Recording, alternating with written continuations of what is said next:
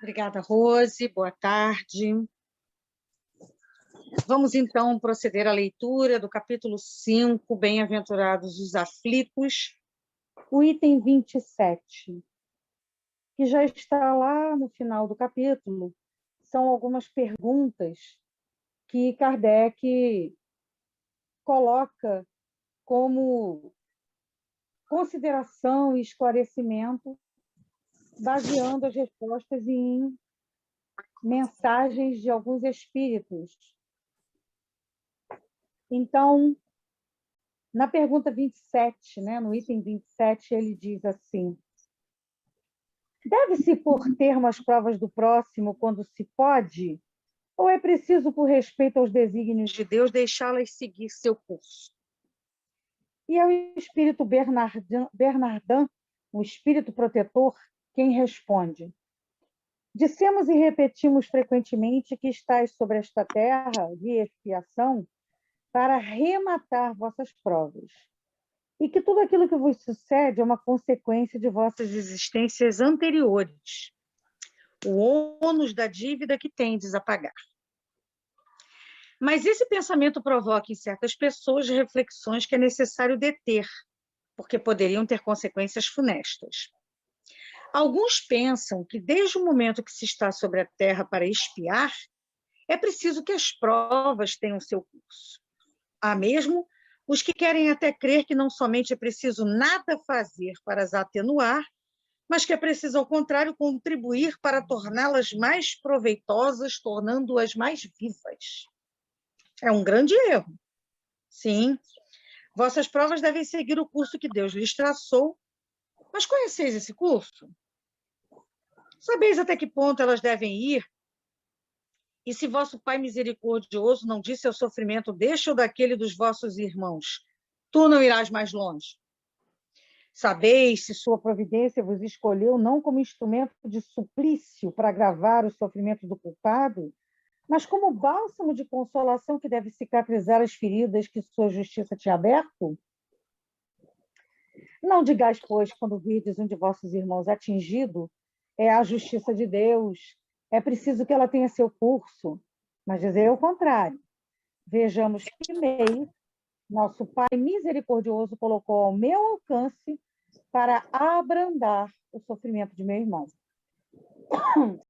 Vejamos se minhas consolações morais, meu apoio material, meus conselhos não poderão ajudá-lo a vencer essa prova com mais força, paciência e resignação.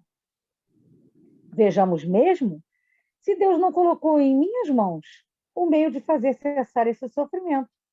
Se não me foi dado como prova também, como expiação talvez, deter o mal e substituí-lo pela paz. Ajudai-vos sempre, pois, em vossas provas respectivas, e não vos considereis jamais instrumento de tortura. Esse pensamento deve revoltar todo homem de coração, sobretudo o espírita, porque o espírita, melhor que os outros, deve entender a extensão infinita da bondade de Deus. O espírita deve pensar que sua vida inteira deve ser um ato de amor e de devotamento. Que qualquer coisa que faça para contrariar as decisões do Senhor, sua justiça terá seu curso. Ele pode, pois, sem medo, fazer todos os esforços para abrandar a amargura da expiação. Mas é só Deus que pode detê-la ou prolongá-la, segundo julgue necessário.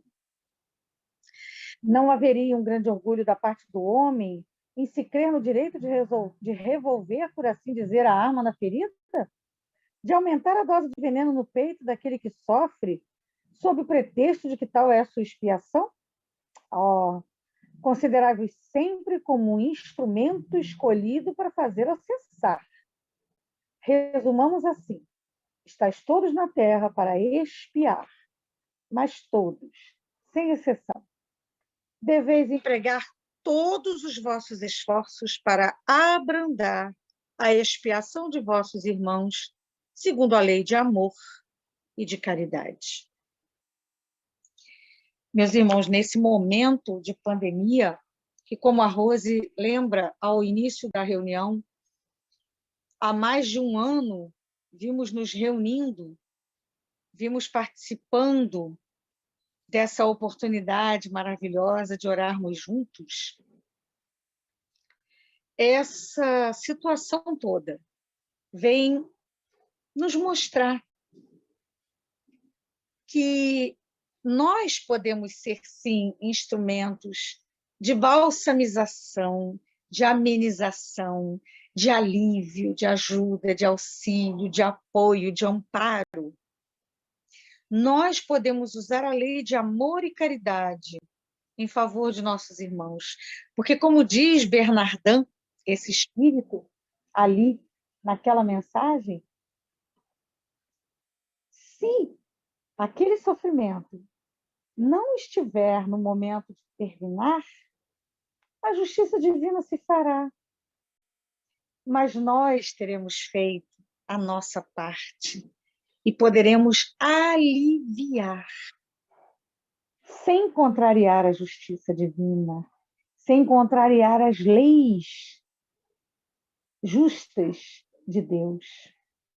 Então, jamais nos coloquemos na posição de julgar, de apontar dedo, de acreditar que está sofrendo, precisa sofrer, está sofrendo porque está pagando. Quem somos nós para avaliar o tamanho da dívida? Quem de nós, quando está devendo e se coloca na posição de pagar, não gosta da possibilidade, não agradece a possibilidade de ter um desconto, de aumentar, de repente, o número de prestações para aliviar o peso daquele pagamento, daquela dívida?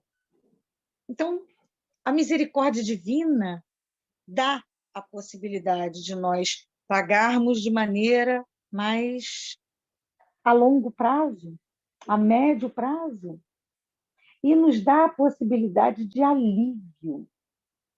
E aí, uma coisa que o Espírito não disse claramente ali, mas a doutrina espírita nos ensina o tempo todo, quem sabe, aliviando a dor do nosso irmão, nós não estamos também ganhando auxílio no alívio das nossas dores. Então, até mesmo por uma questão, digamos, de uma boa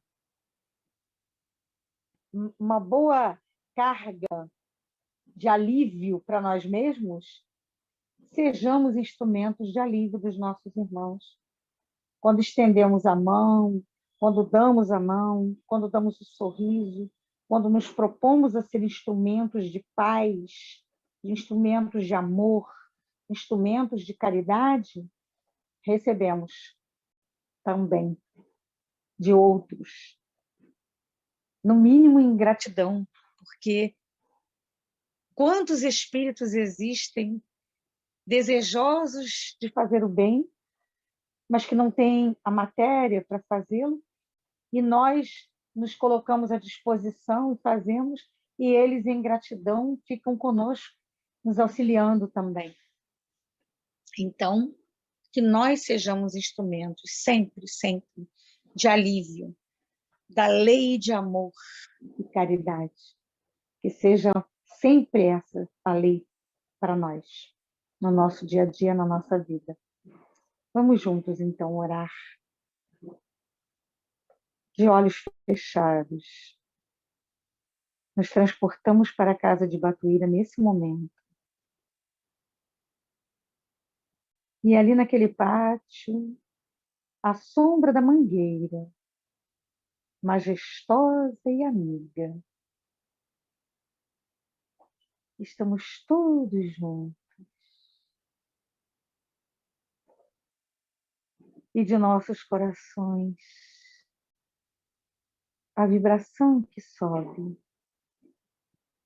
é de gratidão. Obrigada, Batuíra, por essa casa de amor. Obrigada, espiritualidade amiga, por esse momento de oração. Obrigada, Jesus, por essa doutrina que conforta tanto os nossos corações. Obrigada, meu Deus, pela bênção de estarmos na Terra, vivendo todo esse momento difícil, trabalhoso, custoso para tantos, mas que certamente, se soubermos aproveitá-lo para aprender a lei de amor e de caridade, que tu nos ensinaste tão bem, que saibamos aproveitar a lição, aproveitar o momento e sair vitoriosos. Alivia os corações daqueles recolhidos na casa, aqueles que desencarnaram, que não sabem muitas vezes o que aconteceu, aqueles que se sentem revoltosos.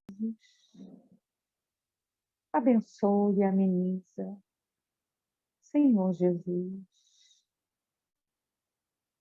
Abençoe e ameniza as dores dos corações nos hospitais e daqueles que em casa rezam, oram e pedem auxílio para que a paz de Deus, acima de tudo, se faça